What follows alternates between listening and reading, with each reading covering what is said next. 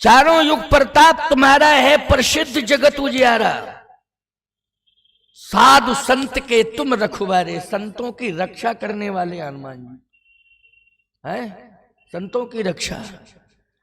लेकिन हनुमान जी जैसा संत पाकर के भी संत पाने की इच्छा है, अभी कोई संत रह गया है।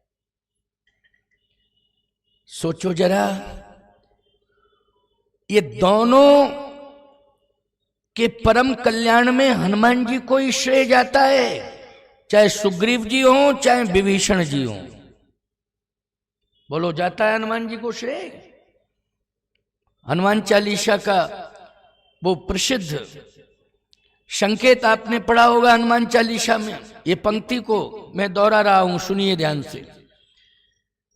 तुम उपकार सुग्रीव कीन्हा, राम मिलाए राजपद दीन्हा। तुमरो मंत्र विभीषण माना, लंकेश्वर भय सब जग जाना। इन दोनों के साथ इतना बड़ा उपकार किया हनुमान जी ने कि ये हनुमान जी के ऋणी रहेंगे, कभी भूल नहीं सकते हैं। हनुमान जी को याद रखना, ना तो सुग्रीव जी भूल सकते हैं, ना विभीषण जी भूल सकते हैं। लेकिन गजब की बात तो यह है कि विभीषण जी को प्राप्त करना चाहते हैं राम जी, और कहते हैं कि हनुमान जी आपके बिना नहीं मिलेंगे, वो आप ही खोज करके लाओ। तो मैं तो कहता हूं कि हनुमान जी सीता जी को तो मुद्रिका देने के लिए गए थे, लेकिन विभीषण जी को राम जी के पास पहुंचा दें इनके इन प्रकार। इसके लिए हनुमान जी महाराज ने संकल्प लिया है और लंका की यात्रा प्रारंभ की है कि प्रभु की इच्छा है कि मुझे एक संत चाहिए, तो मैं अवश्य ही वह संत को प्रभु के हाथों में सौंपूंगा। वाह, सीधी सी बात यह है कि संतों की बहुत जरूरत है। ऐसा मत समझा करो कि ये त्रेता की बात हो रही है, कलयुग में कोई संत नहीं। लोग कहते हैं कि मैंने तो बड़े बड़े संत देखे हैं, लेकिन मैंने देख लिए संत, बड़े बड़े देखे हैं, देख लिए हैं संत। नहीं, इतनी हल्की भाषा का प्रयोग मत करना। अभी तुम अंधकार में हो, अंधकार में हो। कलयुग में संतों की कमी नहीं है, लेकिन देखने वालों की कमी है, पहचानने वालों की कमी है। देखने वालों की कमी और पहचानने वालों की कमी है। यदि आप भ्रमित हो रहे हैं, मैंने अमुक संत के बारे में ये सुना, अमुक संत के बारे में ये सुना, अमुक संत के बारे में ये सुना, तो मैं सतयुग से लेकर के अभी तक का प्रमाण दे दूं, उदाहरण भी दे दूं। हर युग में लोगों ने प्रश्न चिन्ह खड़ा किया है और टिप्पणियां की हैं संतों के ऊपर। कोई युग नहीं बचा ऐसा। बोलो बचाओ तो बताओ, क्या विश्वामित्र जी के ऊपर टिप्पणी नहीं हुई?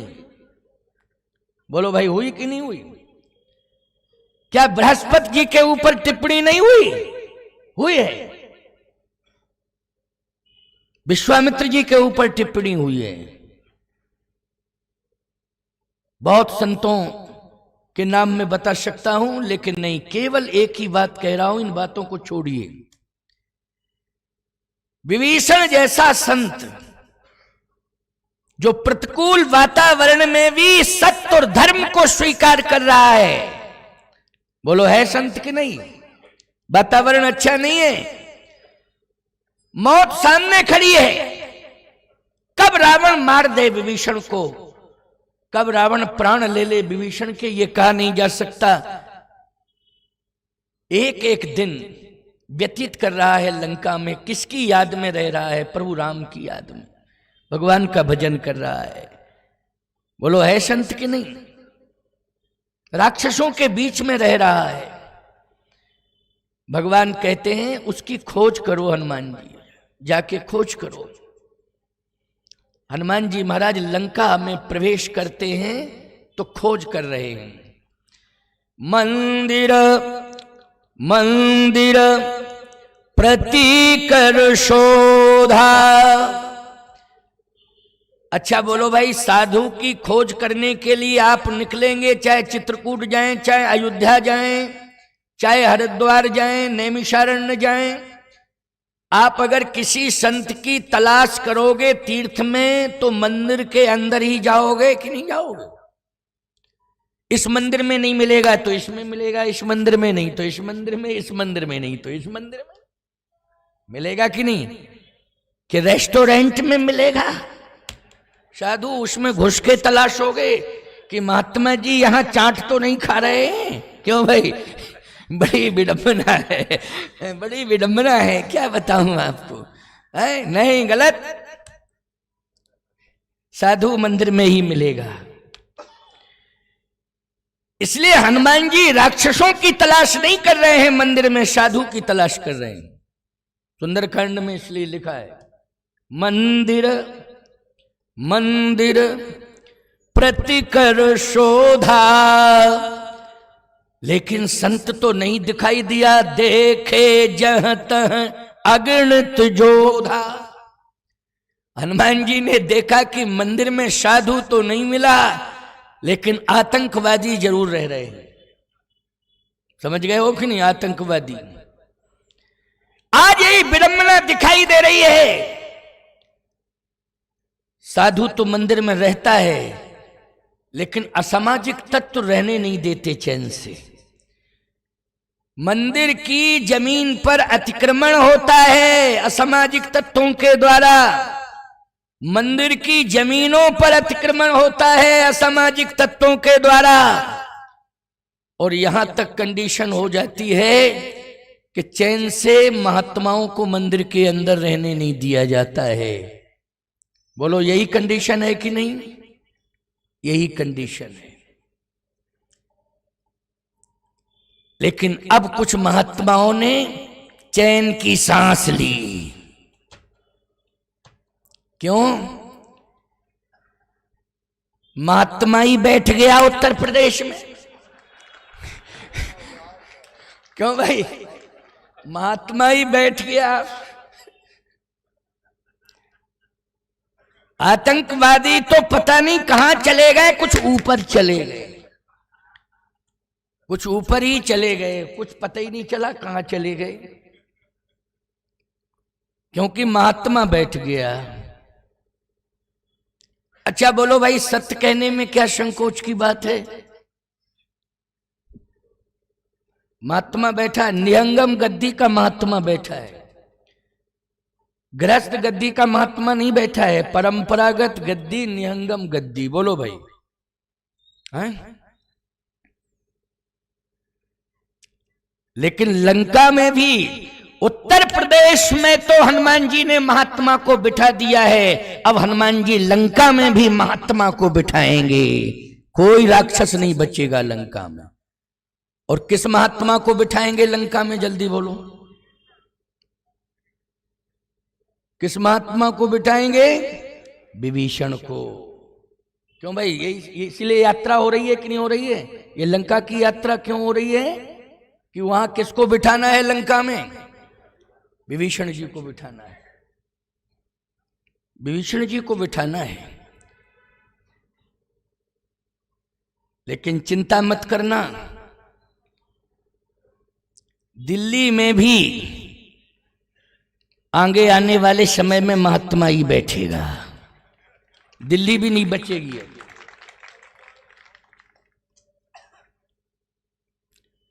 लंका में संत राज्य होगा और भारत में राम राज्य होगा।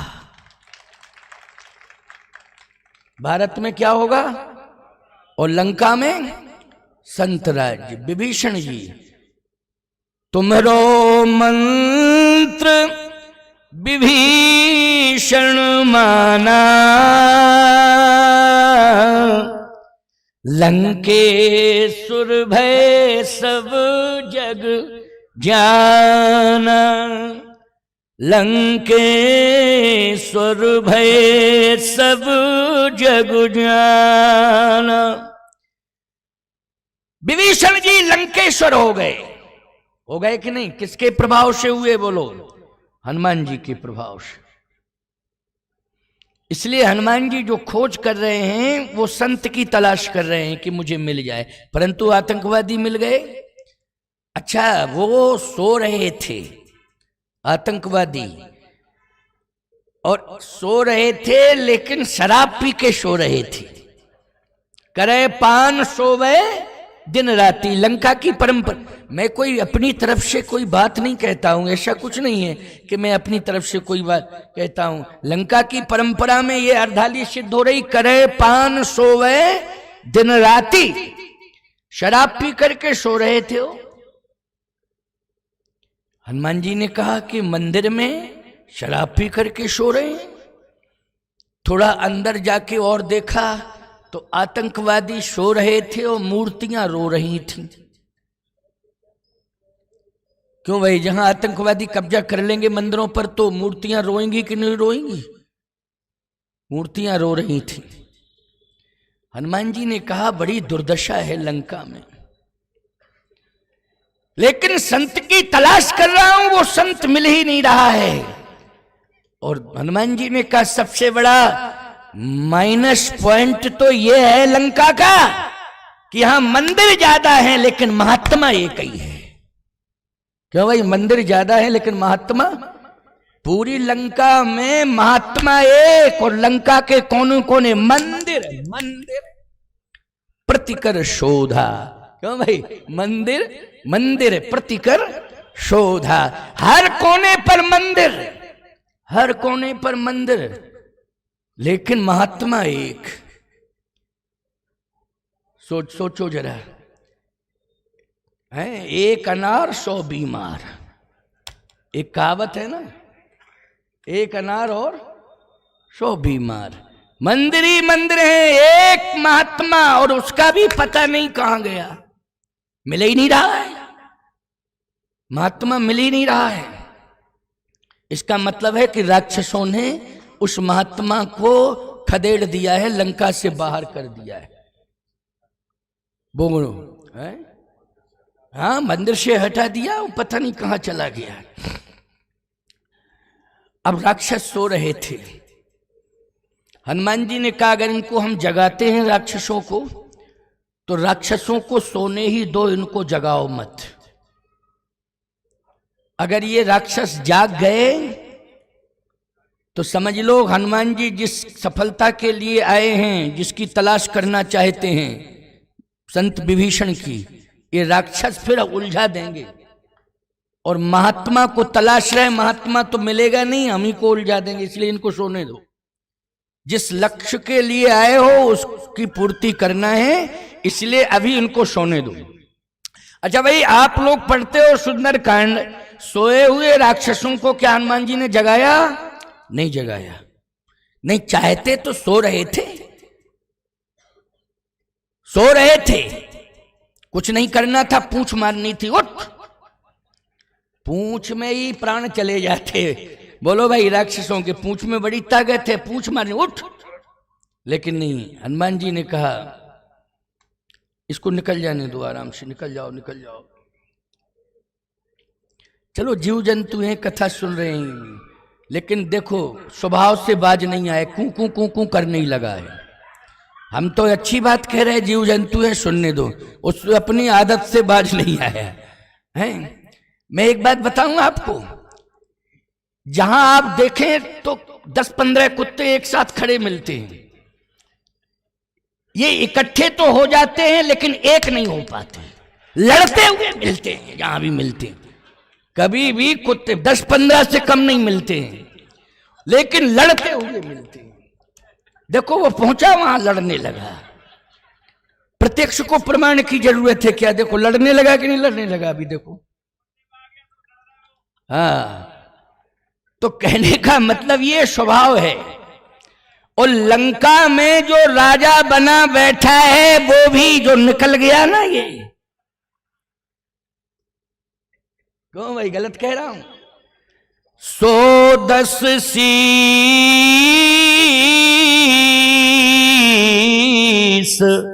स्वान की नाई।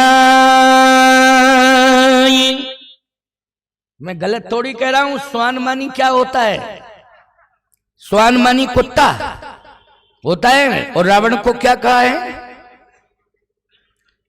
सीता जी का हरण करके ले गया। गोस्वामी जी बोले ये स्वान जा रहा है, ये स्वान जा रहा है। रावण को स्वान कहा है। 110 शीस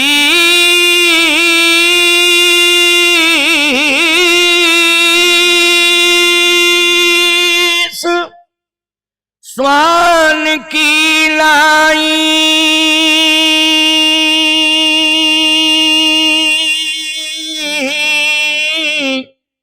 ओ इत उत चले ऊंचते भड़याई। 110 शीश श्वान की नाई, इत उत चले उचित भड़याई। लेकिन दुर्भाग्य यह है कि ये रावण को ही राजा मानते हैं लंका के लोग। बोलो लंका के लोग किसको राजा मानते हैं? रावण को, लंका के लोग। अच्छा एक बात बताओ, लंका में विभीषण को छोड़ करके सब शराब पीते थे। ये शराब पीने वाले क्या रावण को ही राजा बनाते हैं? क्यों भाई? क्योंकि होश तो रहता नहीं इनको कि हमें कहां वोट देना है। नशे में जाके कहते हैं जस तोड़ दशा तस मोर दशा। नहीं, होश में आ जाओ। मैंने कल भी कहा था कि मतदान होश हवास में करना चाहिए, सोच समझ के करना चाहिए। बड़ा कीमती होता है, एक मत बहुत महत्वपूर्ण होता है, उसको व्यर्थ में नहीं गंवाना है, सदुपयोग करना है। और सच कह रहा हूं, आपके मतदान से हमारे देश को गौरव मिलता है, हमारा देश सुरक्षित होता है।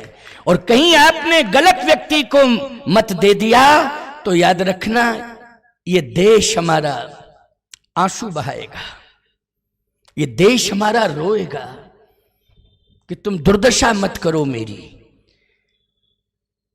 मैं किसी दल का नहीं हूं, मैं किसी दल का नहीं हूं, लेकिन मेरा दल तुलसी दल है। इसलिए तुलसी दल का मंच ये घोषणा कर रहा है कि मत की बहुत बड़ी कीमत है, इसको बर्बाद मत करना। इसको देश हमारा ऊंचाई पर पहुंच रहा है, इसकी पताका फहराती रहे, इस पर विचार करना है। आज हनुमान जी ने कहा कि भारतीय संस्कृति लंका में रो रही है। बोलो बैठी बैठी रो रही है, रो रही है कि नहीं भारतीय संस्कृति? भारतीय संस्कृति लंका में रो रही है और लंकनी हंस रही है। लंका में लंकनी हंस रही है। लंकनी हंस रही थी ना, हनुमान जी को देख करके अट्टहास किया उसने। अब मैं भूखी थी, खा जाऊंगी, खा जाऊंगी। हनुमान जी ने कहा ये लंकनी, ये है लंका की स्थिति। लंकनी हंस रही है और भारतीय संस्कृति बैठी बैठी रो रही है। निज पद नयन दिए मन, राम पद कमल लीन, परम दुखी भा पवन सुत, देख जान की दीन, कृष्ण शीस जटाइक बैनी, जपत हृदय रघुपति गुण शेहिनी। फलदार वृक्षों के बीच में सीता जी थी, लेकिन 14 महीना फल नहीं खाया। अगर फल नहीं होते तो हनुमान जी से क्यों कह रही है कि तात मधुर फल खाओ? बोलो भाई, तात मधुर फल। अगर उस वाटिका में फल नहीं थे तो सीता माता ने हनुमान जी से कहा था ना, देख बुद्धि बल निपुण कपि कहो जानकी जाओ, रघुपति चरण हृदय धर तात मधुर फल खाओ, तात मधुर फल खाओ। लेकिन 14 महीना भगवती आदि शक्ति पराम्बा ने फल नहीं खाए, लंका का जल नहीं पिया, फल नहीं स्वीकार किया। बोलो भाई, दुखी है कि नहीं? ये भारतीय संस्कृति लंका में क्या कर रही है? ये लंका ये भारतीय संस्कृति को रुला रही है। जो शाश्वत संस्कृति है उसको रुला रही है लंका। और लंकनी को इतनी बड़ी छूट दे रखी है कि वो हंस रही है और खाने के लिए दौड़ रही है। बोलो भाई, खाने के लिए। अभी हम बंगाल जाते हैं तो वहां खाने के लिए दौड़ते लोग। बंगाल की स्थिति बड़ी खराब है, क्या बताऊं आपको, बहुत खराब कंडीशन है। मैं एक बात कहना चाहता हूं, आज हमें पूरे देश को सुरक्षित करना है। बंगाल हमारा है, बंगाल आपका है, जो हिंदुस्तान में रहता है बंगाल उसका है। बोलो भाई, लेकिन हमारा बंगाल अगर कुछ लोगों की मुट्ठी का बंदी बन जावे तो बोलो ये बंगाल की दुर्दशा मानी जाएगी कि नहीं मानी जाएगी? बंगाल तो हमारा है, हमारे हिंदुस्तान का है बंगाल। सबसे बड़ा व्यापार का केंद्र है बंगाल। बोलो है कि नहीं? बड़े बड़े उद्योगपति बंगाल में रहते हैं जो हमारे देश को चलाने में सहायता देते रहते हैं समय समय पर। बिरला जी का पूरा परिवार तो बंगाल में ही रहता, कलकत्ता में।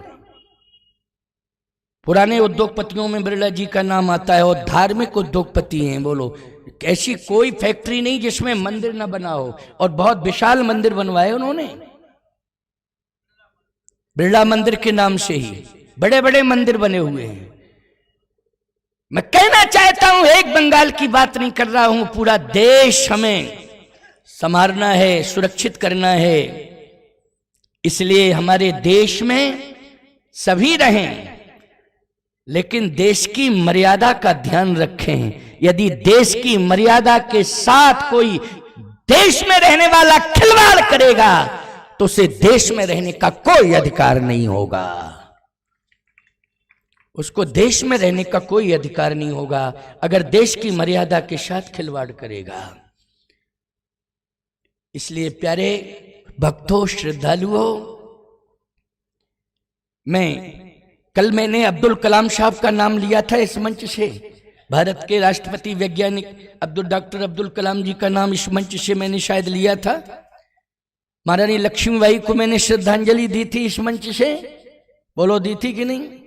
मैं एक बात बताऊं आपको, मैं सनातन धर्म के मंच पर बैठा हूं। 2018 में मेरी रामेश्वरम में कथा हुई थी। मैं अब्दुल कलाम साहब की समाधि के पास गया था उनको पुष्पांजलि अर्पित करने के लिए। ये मैं सनातन धर्म के मंच पर बैठकर कह रहा हूं। रामेश्वरम में 9 दिन रहा, मैं एक दिन गया, मैंने कहा मुझे वहां ले चलो। ऐसी बात नहीं है, जो देश के लिए समर्पित है वो हमारा है। चाहे हिंदू हो, चाहे मुसलमान हो, चाहे सिख हो, चाहे ईसाई हो, बौद्ध जन, कोई भी हो। बोलो भाई, कोई भी हो, जो देश के लिए समर्पित है वो हमारा है। लेकिन जो देश के लिए गद्दारी कर रहा है, देश को रसातल में ले जा रहा है, भारतीय संस्कृति को, सनातन संस्कृति को चैलेंज दे रहा है, उसको हम महात्मा और जितने भक्त हैं चैलेंज देंगे। जैसे हनुमान जी ने लंका में जाकर के चैलेंज दे दिया है कि अब लंका में संत राज्य होगा, ये मैं घोषणा करता हूं। संत राज्य, किसका राज्य? विभीषण का राज्य होगा। इसलिए तलाश कर रहे हैं हनुमान जी, लेकिन नहीं मिले विभीषण जी। हनुमान जी एक चौराहे पर जाकर के खड़े हो गए और ये सोचने लगे कि मैं तलाश तो कर रहा हूं, लेकिन जहां भी जा रहा हूं वहां राक्षसी मिल रहे हैं। तब तक देखा कि एक बड़ा भारी मंदिर के आकार में बहुत बड़ा महल था, जो मंदिर जैसा ही लग रहा था। चलो हो सकता है कि इसमें विभीषण रहता हो। उसमें देखा तो रावण लेटा था। उसमें तो और बड़ा खतरा था। उसमें कौन लेटा था? रावण। गए दशानन मंदिर माही,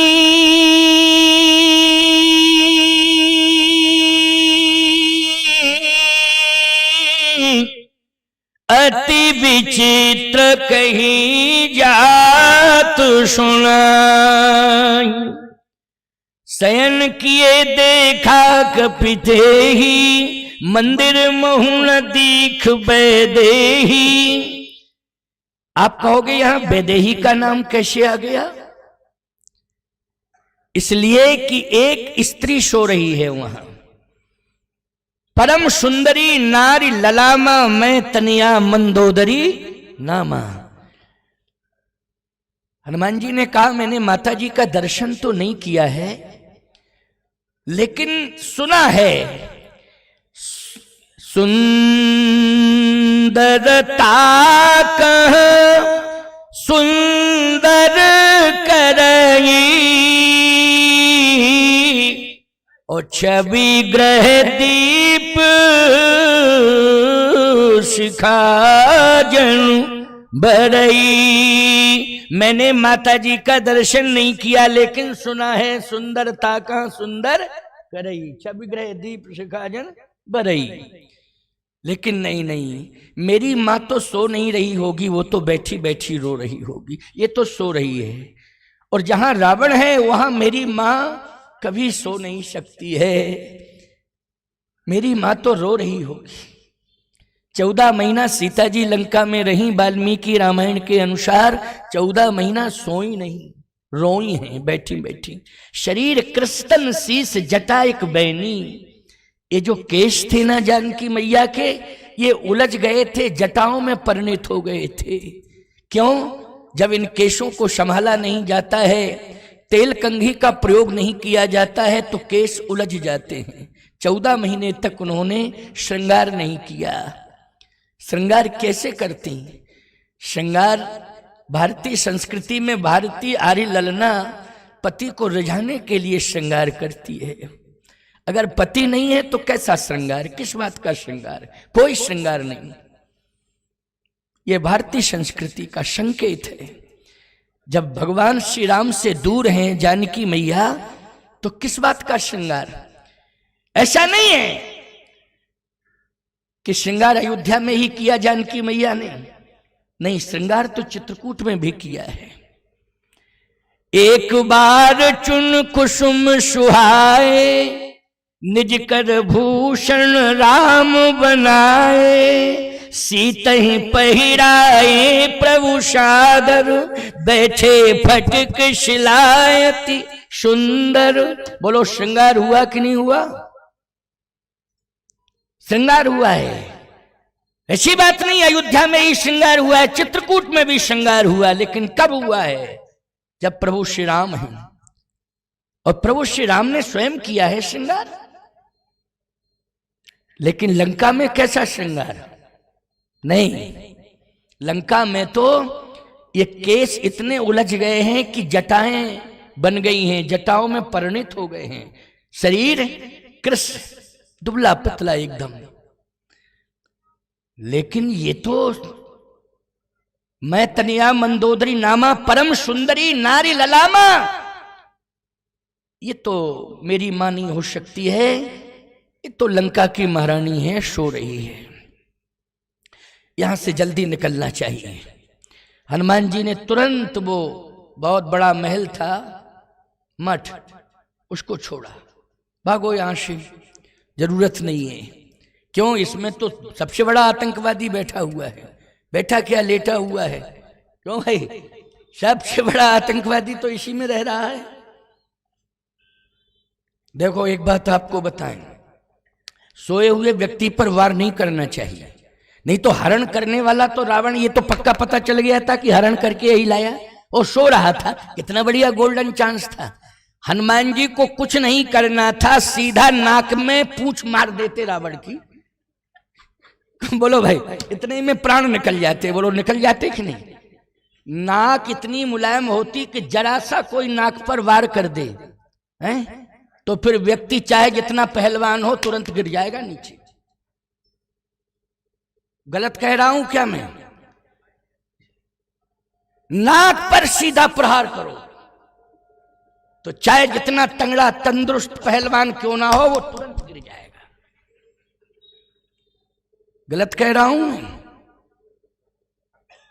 रावण सो रहा था, हनुमान जी के पास गदा नहीं थी, लेकिन पूंछ ही मार देते तो रावण को पता ही नहीं चलता, ना कोई मुकदमा होता, ना कोई अपराध बनता, पता ही नहीं चलता कौन था।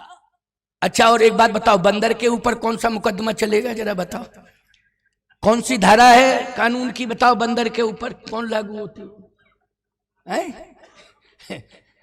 आपको क्या बताऊं, मैं सत्य कह रहा हूं आपसे।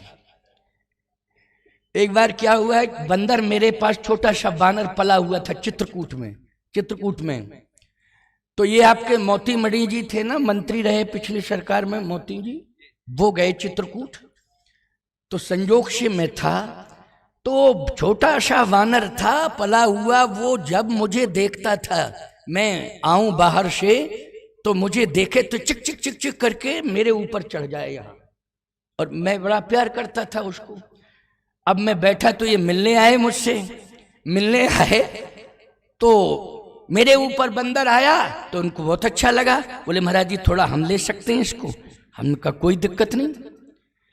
तो सीधा वो बंदर छोटा सा ही था, मेरे से छूटा और उन्होंने यूं किया और वो सीधा कंधे पर बैठा, उसने बाल पकड़े और दूसरा हाथ नाक की तरफ बढ़ाया। बोले महाराज जी ये खतरा है। हमने कहा तो मैंने क्या कहा था आपसे?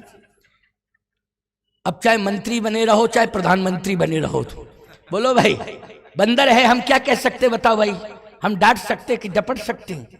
कुछ तो नहीं कह सकते, वो तो बंदर है। इसलिए बंदर के ऊपर किसी भी प्रकार का कोई आरोप प्रत्यारोप नहीं लगाया जा सकता है। वो स्वतंत्र सत्ता है उसकी। बोलो है कि नहीं? स्वतंत्र सत्ता है। इसलिए भगवान राम ने ऐसे सहयोगी बंदर खोजे कि कोई मुकदमा ही दायर न कर पाए।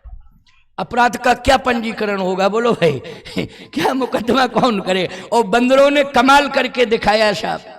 थे तो वो देवता, लेकिन छक्के छुड़ा दिए। तो कहने का तात्पर्य मेरा ये है, हनुमान जी महाराज तो वानराणाम धीशम जरूर है, लेकिन बुद्धिमताम वरिष्ठम हैं, और जय हनुमान ज्ञान गुण सागर हैं। इसलिए हनुमान जी ने कहा सोए हुए पर वार नहीं करना चाहिए। ये सो रहा है, सोए हुए पर वार नहीं करना, मूर्छित पर वार नहीं करना चाहिए। पीठ दिखाए हुए शत्रु पर भी वार नहीं करना चाहिए। अगर पीठ दिखा के शत्रु भाग रहा है तो वार नहीं करना चाहिए। हनुमान जी ने कहा ये सो रहा है इसलिए वार नहीं करना चाहिए, ये धर्म नहीं कहता है। मैं तो साधु की तलाश में आया हूं। जैसे ही निकले हनुमान जी बाहर तो एक झंडा दिखाई दिया। मंदिर के शिखर पर नरसिंह भगवान का मंदिर था। विभीषण जी नरसिंह भगवान की पूजा करते थे, समझ रहे हो ना? नरसिंह भगवान की पूजा करते थे विभीषण जी महाराज। लंका में नरसिंह भगवान का मंदिर था। शिखर पर झंडा फहरा रहा है। बोलो ऐसी प्रतिकूल परिस्थिति में अगर झंडा फहरा रहा है तो बहुत बड़ी बात है कि नहीं? बोलो भाई, बहुत बड़ी बात है। मैं एक बात कहना चाहता हूं, ये राम मंदिर तो अब बन रहा है, लेकिन जिस समय वो ढांचा ढाया गया था सन 92 की बात, 91 की बात 92 की बात है कि नहीं? 92 की बात है। सावधानी से सुनना मेरी बात को। उस समय प्रतिकूल परिस्थिति थी, लेकिन प्रतिकूल परिस्थिति में भी कुठारी बंधुओं ने झंडा फहराया था अयोध्या में जाकर के। बोलो ढांचे के ऊपर झंडा फहराया था कि नहीं फहराया था? प्रतिकूल परिस्थिति में फहराया था। अब तो अनुकूल परिस्थिति है, एक झंडे नहीं 1000 झंडे लगा दो। क्यों भाई? 1000 झंडे लगा दो, कोई दिक्कत नहीं। उस समय शिखर पर चढ़ना और झंडा लगाना ये बहुत बड़ी बात थी, लेकिन उस समय झंडा फहरा दिया। विभीषण जी ने लंका में उस समय झंडा फहराया है जब कहूं महिष मानस धैनु खरअज निशाचर भक्षई, उस समय झंडा फहराया है। बोलो, हनुमान जी ने देखा ये पताका फहरा रही है और पताका लहलहा रही है, झुकी नहीं है। नहीं तो पताका हो को झुका दिया जाए उसको, लेकिन नहीं, फहरा रही है। भवन के पुनि दीख सुहावा, हरि मंदिर तह भिन्न बनावा। आप कहोगे हरि मानी तो भगवान है, आप तो नरसिंह भगवान की बात कर रहे हैं। हरि मंदिर तह भिन्न बनावा, इसलिए मैं नरसिंह भगवान की बात कर रहा हूं, क्योंकि हनुमान जी ने जब प्रवेश किया तो मसक समान रूप कपिधरी, लंका ही चले सुमिर नर हरि। तो नरहरि कौन है? नरसिंह भगवान है नरहरि। इसलिए हरि मंदिर तह भिन्न बनावा, नरसिंह भगवान का मंदिर है वो। भवन एक पुनि दीख सुहावा, हरि मंदिर तह भिन्न बनावा। हनुमान जी ने कहा अब संकेत मिल गया, ये मंदिर स्पष्ट दिखाई दे रहा है। जहां पताका ही नहीं है कैसा मंदिर है? इसलिए मंदिर हो तो पताका जरूर होना चाहिए, होना चाहिए कि नहीं? पताका नहीं है तो कैसा मंदिर? एक जगह में गया मंदिर में दर्शन करने, मैं जहां भी जाता हूं दर्शन करने पहले ऊपर देखता हूं, तो लोग कहते हैं आपकी आदत कैसी है, मंदिर में सामने देखना चाहिए कि ऊपर? हमने कहा पताका देखता हूं, पताका है कि नहीं? पताका है, और नहीं होती तो मैं डांटता हूं। पताका नहीं दिखाई दी, मैंने पुजारी से कहा क्यों पताका नहीं है? बोले महाराज एंटीना तो है। क्यों भाई, एंटीना से क्या मतलब? पताका से मतलब पताका होना चाहिए। मंदिर है तो पताका जरूर हो, पताका फहराते रहना चाहिए। जगन्नाथपुरी की पताका कितनी महत्वपूर्ण है, और याद रखना एक बार पताका प्रभावित हो गई थी जगन्नाथपुरी के मंदिर की तो कितनी बड़ी महामारी आई। बोलो भाई, आई महामारी, ये कोरोना जैसी महामारी, जो महामारी देख करके डॉक्टरों ने हाथ उठा लिए थे कि मैं ही बच जाऊं, यही बहुत बड़ी बात है। पुत्र देख रहा है कि ये पिता की लाश है और पिता देख रहा है कि ये पुत्र की लाश है, लेकिन पास में नहीं जा पा रहे हैं। बोलो भाई, ऐसी महामारी, मौत का तांडव दिखाई दे रहा था चारों तरफ, जहां भी दृष्टि जा रही थी। जगन्नाथपुरी की पताका ने प्रभावित हुई थी पताका, तो विनाशकारी मंजर आ गया था। इसलिए पताका का बहुत बड़ा महत्व है। अच्छा, महाभारत का इतना बड़ा युद्ध हुआ, लेकिन हनुमान जी कहां बैठे थे? जल्दी बोलो, पताका में थे कि नहीं थे? और पताका बोलो रथ में लगी थी तो पताका पीछे रहती कि आगे रहती? आगे रहती कि नहीं रहती? बोलो, कितना बड़ा महत्व है। ये पताका ने ही विजयश्री दिलाई है। सावधानी से सुनना, महाभारत में भगवान भले ही सारथी बने थे, लेकिन पांडवों को अगर विजयश्री मिली है तो कहीं ना कहीं पताका का प्रभाव है, हनुमान जी की पताका का प्रभाव है। इसलिए हनुमान जी की बहुत बड़ी महिमा है। तो पताका देख करके हनुमान जी आगे बढ़े और आश्चर्य देखा। क्या? रामायुध अंकित ग्रहे शोभा बरनि न जाए, लव तुलसी का वृंद तह देख हरस कपीराए।